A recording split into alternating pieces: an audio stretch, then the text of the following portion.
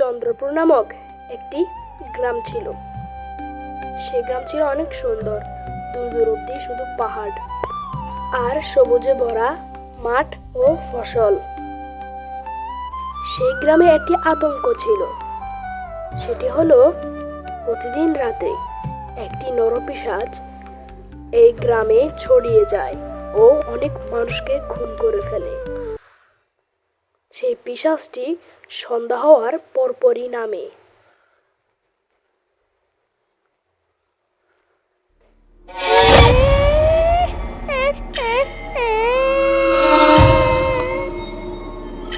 তার আগুনের মতো জ্বলজ্বল করছে চোখ, আর তার হাতে পায়ের নখ যে দেখে তার শরীর ঠান্ডা হয়ে যায় ও শীতল হয়ে যায়।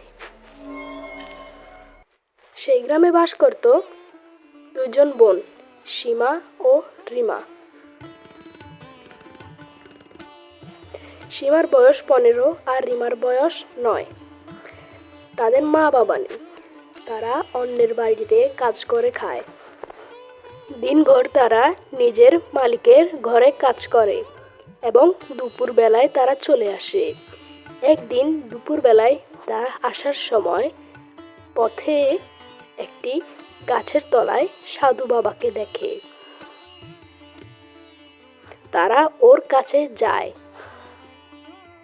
ছোট বোন রিমা বলে, বোন, আজকে আমাদেরকে মালকিন যে খাবার দিয়েছে আমরা এই সাধু বাবাকে দিই, তাহলে আমাদের জন্য উনি দোয়া করবেন।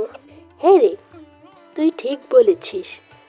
এই যে সাধু বাবা, আপনি এই খাবারগুলো রাখুন ও আমাদের জন্য দোয়া করুন।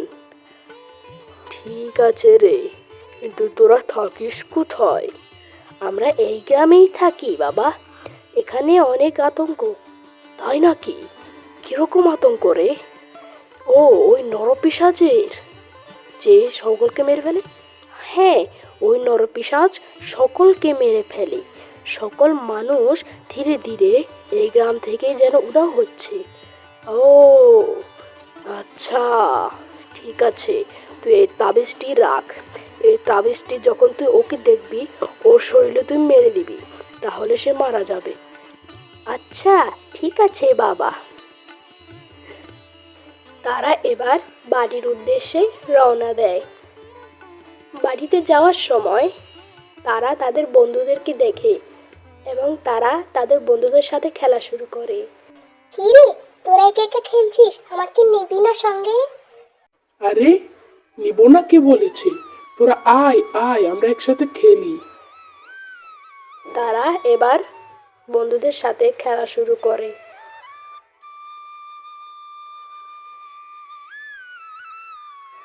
সন্ধ্যা হওয়ার কিছুক্ষণ আগে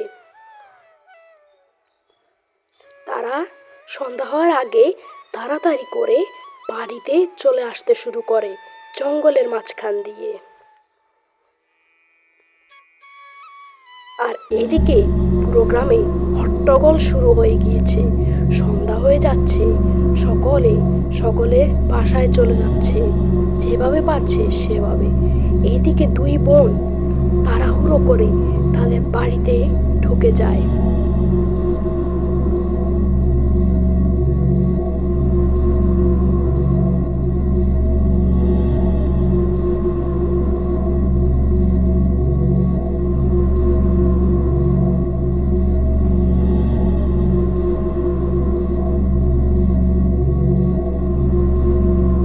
তারা ঘরের ভিতরে ঢুকে গিয়ে যায়। বড় বোন বলে, চল রিমা, আমরা ঘুমিয়ে যাই, আর জেগে থেকে বা কি করবো রে? হ্যাঁ রে বোন, তুই ঠিক বলেছিস, চল ঘুমিয়ে যাই। এ বলে তারা ঘুমিয়ে যায়। কিন্তু তারা তো জানে না তাদের জন্য কি অপেক্ষা করছে। ওই নরপিশাচ তাদের বাড়ির সামনে হেঁটে বেড়াচ্ছে। রাত যখন 12টা বাজে, হঠাৎই তাদের বাড়ির উপর যেন কি একটা আওয়াজ করছে, ঠক ঠক ঠক ঠক করে। রিমা চমকে উঠে বলে, এই বোন, এটা কি বৃষ্টি হচ্ছে? সীমা উঠে বলে, এটা তো বৃষ্টি মনে হচ্ছে না। এটা তো মনে হচ্ছে কেউ যেন আমাদের ছাদের উপরে হেঁটে বেড়াচ্ছে রে। আমি কি গিয়ে দেখবো? সাথে তুই যাবি? চল আমরা গিয়ে দেখি। না রে, এখন যাওয়া ঠিক হবে না, যদি নরপিশাচ হয়। না রে, হয়তো কেউ আমাদের কাছে সাহায্য চাওয়ার জন্য এসেছে। চল আমরা গিয়ে দেখি। এই বলে তারা দুই বোন বাড়ির বাহিরে চলে যায়। তারা তো জানতো না বাড়ির বাইরে তাদের জন্য কি অপেক্ষা করছে। তারা দুই বোন বাড়ির বাহিরে চলে আসে এবং ছাদের উপর তাকিয়ে দেখে ওই নরপিশাচ। বোন, এবার কি করবো রে? নরপিশাচটি তো আমাদের খেয়ে ফেলবে। চল পালাই এখান থেকে। ওই নরপিশাচ তাদের ছাদের থেকে নেমে আসে, তাদেরকে ধাওয়া করে। তোরা কোথায় যাবি? তোদেরকে আমার খাদ্য হতেই হবে রে। হি হি হি হি হি। তারা গ্রামের মাঝখান দিয়ে দৌড়াতে শুরু করে। ওই নরপিশাচও তাদের সাথে সাথে দৌড়ে আসতে থাকে। তারা দৌড়াতে দৌড়াতে জঙ্গলে চলে যায় এবং ওই সাধু বাবাটিকে দেখে। তারা তার কাছে গিয়ে সাহায্য চায়। সাধু বাবা, আমাদেরকে বাঁচান, ওই নরপিশাচ আমাদের ধাওয়া করছে। কি? ওই নরপিশাচ তোদেরকে ধাওয়া করছে? আসতে দে, ওকে আজকে আমি ধ্বংস করে ছাড়বো। তুই আমাকে ধ্বংস করবি? আরে বোকা, পারলে করে দেখা তো। তাই নাকি? আমাকে চ্যালেঞ্জ করছিস? তাহলে এই নে, তোকে আমি দেখাচ্ছি আমার ক্ষমতা। ইং বিং চিং পিং ছু। হা হা হা, এগুলো আমার কিচ্ছু হবে না রে। তুই তো মরবি আজকে আমার হাতে, তাই নাকি? কিছুক্ষণ অপেক্ষা করি, দেখ তো কি হয় তোর সাথে। হা হা, কি বলে এই পাগলটা? টাকলু মাথা কোথাকার, তুই আমাকে ধ্বংস করবি? আরে আরে, এ কি? আমার গায়ে আগুন জ্বলছে! বাঁচাও, কেউ বাঁচাও আমাকে, বাঁচাও!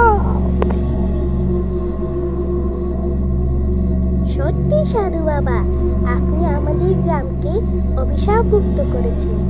আরে না রে, এটা তো আমার কর্তব্য।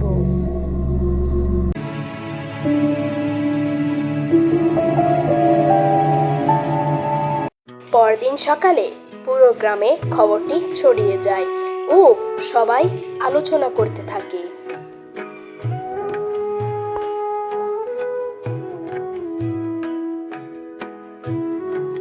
এবং দুপুর বেলায় তারা সব গ্রামবাসীরা মিলে ও গ্রাম প্রধান মিলে সেই সাধু বাবার কাছে যায়। নমস্কার সাধু বাবা, আপনার জন্য আমাদের এই পুরো গ্রামটি অভিশাপ মুক্ত হয়েছে। আপনাকে অনেক ধন্যবাদ জানাই। না রে, এটি তো আমার কর্তব্য। আর হ্যাঁ, শুধু আমি একা করতে পারিনি, এই দুই বোন আমাকে অনেক সাহায্য করেছে, তাই এদেরকেও তোরা ধন্যবাদ জানা, তাতে আমি খুশি হব। ধন্যবাদ দুই বোন।